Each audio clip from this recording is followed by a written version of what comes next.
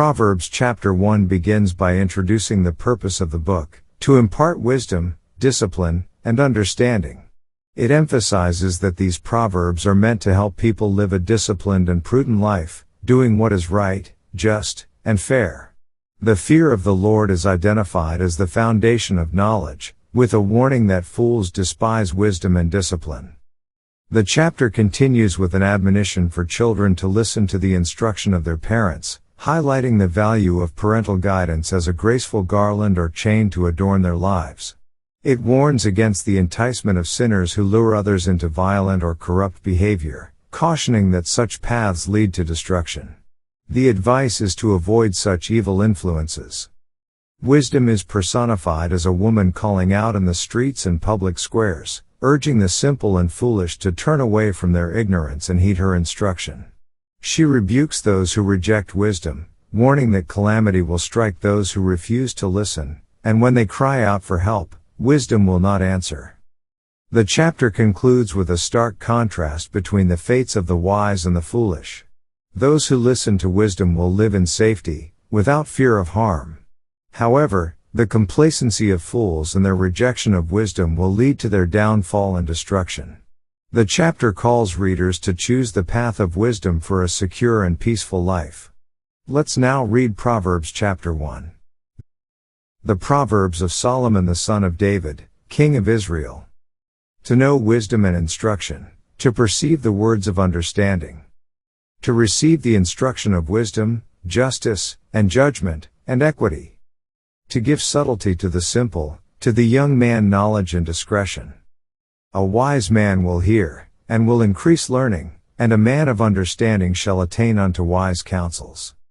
To understand a proverb, and the interpretation, the words of the wise, and their dark sayings.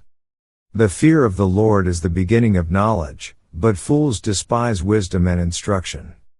My son, hear the instruction of thy father, and forsake not the law of thy mother. For they shall be an ornament of grace unto thy head, and chains about thy neck. My son, if sinners entice thee, consent thou not. If they say, Come with us, let us lay wait for blood, let us lurk privily for the innocent without cause. Let us swallow them up alive as the grave, and whole, as those that go down into the pit. We shall find all precious substance, we shall fill our houses with spoil. Cast in thy lot among us, let us all have one purse. My son, walk not thou in the way with them, refrain thy foot from their path.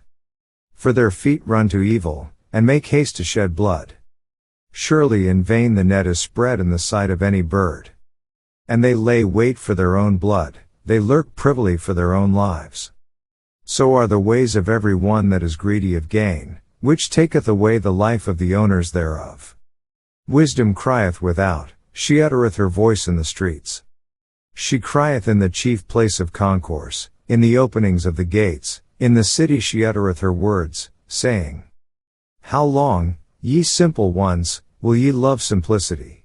And the scorners delight in their scorning, and fools hate knowledge? Turn you at my reproof, behold, I will pour out my spirit unto you, I will make known my words unto you. Because I have called, and ye refused, I have stretched out my hand, and no man regarded. But ye have set at naught all my counsel, and would none of my reproof. I also will laugh at your calamity, I will mock when your fear cometh. When your fear cometh as desolation, and your destruction cometh as a whirlwind, when distress and anguish cometh upon you. Then shall they call upon me, but I will not answer, they shall seek me early, but they shall not find me. For that they hated knowledge, and did not choose the fear of the Lord. They would none of my counsel, they despised all my reproof. Therefore shall they eat of the fruit of their own way, and be filled with their own devices.